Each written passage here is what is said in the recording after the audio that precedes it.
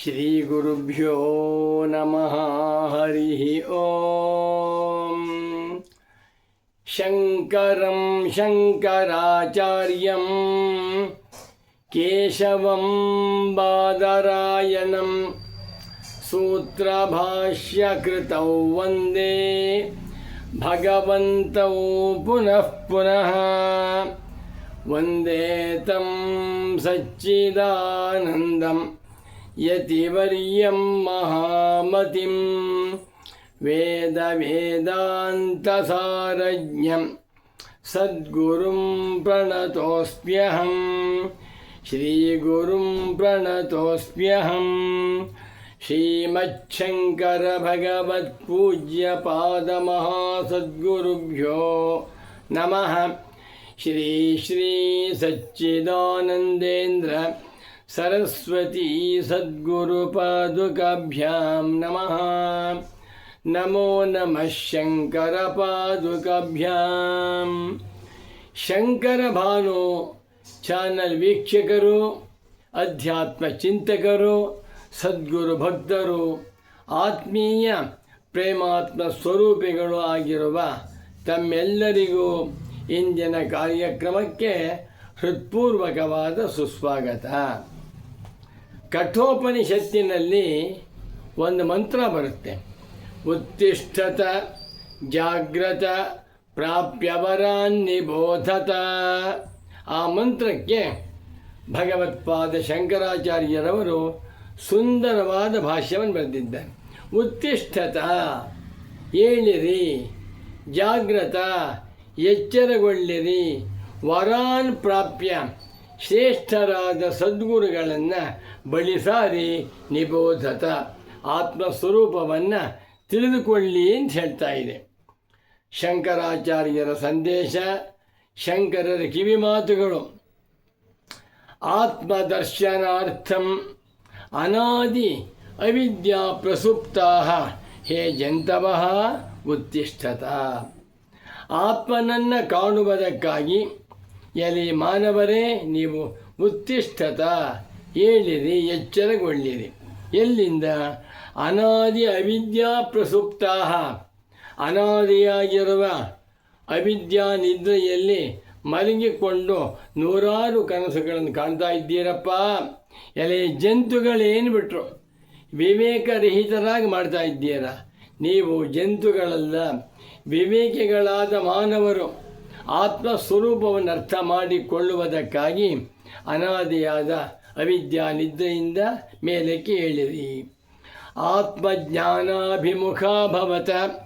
ಸ್ವಲ್ಪವಾದರೂ ಕೂಡ ಆತ್ಮಜ್ಞಾನದ ಕಡೆಗೆ ನೀವು ತಿರುಗಬೇಕು. ಬೆಳಿಗ್ಗೆಯಿಂದ ರಾತ್ರಿ ಮಲಗಿಕೊಳ್ಳುವವರೆಗೂ ಕೂಡ ಹಣ ಸಂಪಾದನೆ, ಕೀರ್ತಿ ಸಂಪಾದನೆ, ಮನೆ ಕಟ್ಟುವುದು, ಇಷ್ಟಲ್ಲೇ ಕಾಲ ಹಾಕ್ತಾ ಇದ್ದೀರಾ. ಇದು ಸಾಕು. ಸ್ವಲ್ಪವಾದರೂ ನೀವು ಆತ್ಮಜ್ಞಾನ ಅಭಿಮುಖ, ನಾನು ಯಾರು, ನನ್ನ ನಿಜವಾದ ಸ್ವರೂಪವೇನು, ಮುಂದಿನ ಗತಿಯೇನು ಎನ್ನುವ ಬಗ್ಗೆ ಸ್ವಲ್ಪ ವಿಚಾರವನ್ನು ಮಾಡಬೇಕು.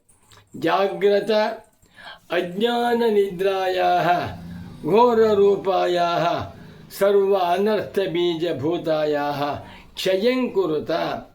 ಜಾಗ್ರತ ಎನ್ನುವ ಮಾತಿಗೆ ಕತ್ತಲೆಯನ್ನು ದೂರ ಮಾಡಿಕೊಳ್ಳಿ. ಅಜ್ಞಾನ ನಿದ್ರೆಯಿಂದ ಮಲಗಿಕೊಂಡಿದ್ದೀರ. ಇದು ಘೋರ ರೂಪಾಯಾಃ. ಅಜ್ಞಾನ ಎನ್ನುವಂಥದ್ದು ಅತ್ಯಂತ ಘೋರವಾಗಿರುವ ಕತ್ತಲೆ.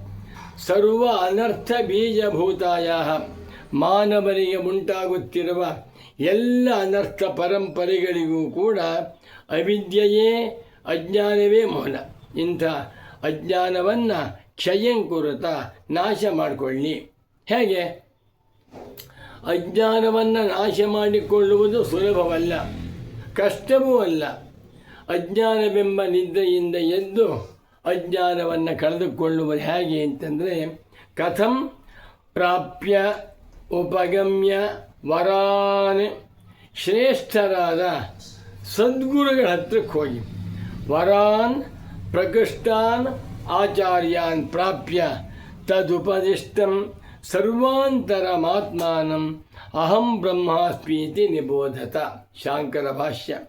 ಯಾರು ಶ್ರೋತ್ರಿಯರಾದ ಬ್ರಹ್ಮನಿಷ್ಠರಾದ ಸದ್ಗುರುಗಳಿದ್ದಾರೋ ಅಂಥ ಗುರುಗಳ ಬಳಿಗೆ ಹೋಗಿ ತದ್ವಿಧಿ ಪ್ರಣಿಪಾತೇನ ಪರಿಪ್ರಶ್ನೇನ ಸೇವೆಯ ಎನ್ನುವಂತೆ ಗುರುಗಳಿಗೆ ನಮಸ್ಕಾರವನ್ನು ಮಾಡಿ ಗುರು ಸೇವೆಯನ್ನು ಮಾಡುತ್ತಾ ತದುಪರಿಷ್ಟಂ ಆ ಗುರುಗಳಿಂದ ಉಪದೇಶ ಮಾಡಲ್ಪಟ್ಟ ಸರ್ವಾಂತರನಾಗಿರುವಂಥ ಆತ್ಮನೇ ನಾನು. ಅಹಂ ಬ್ರಹ್ಮಾಸ್ಮಿ, ನಾಹಂ ಮನುಷ್ಯ, ನಾಹಂ ಕೃಷ್ಣಮೂರ್ತಿ, ನಾಹಂ ನಾಗರಾಜ, ನಾಹಂ ಲಲಿತಾ, ನಾಹಂ ರಾಜೇಶ್ವರಿ. ಇದೆಲ್ಲವೂ ಕೂಡ ದೇಹಕ್ಕೆ ಸಂಬಂಧಪಟ್ಟಿರುವಂಥ ಸ್ವರೂಪ. ಇದು ನಾನಲ್ಲ, ನಾನು ಬ್ರಹ್ಮವೇ ಆಗಿದ್ದೇನೆ ಎನ್ನುವ ರಹಸ್ಯವನ್ನು ತಿಳಿದುಕೊಂಡರೆ ಮಾನವ ಜನ್ಮ ಸಾರ್ಥಕವಾಗುತ್ತೆ ಎನ್ನುವಂಥ ಸಂದೇಶವನ್ನು ಭಗವತ್ಪಾದ ಶಂಕರರು ಉಪದೇಶ ಮಾಡಿದ್ದಾರೆ.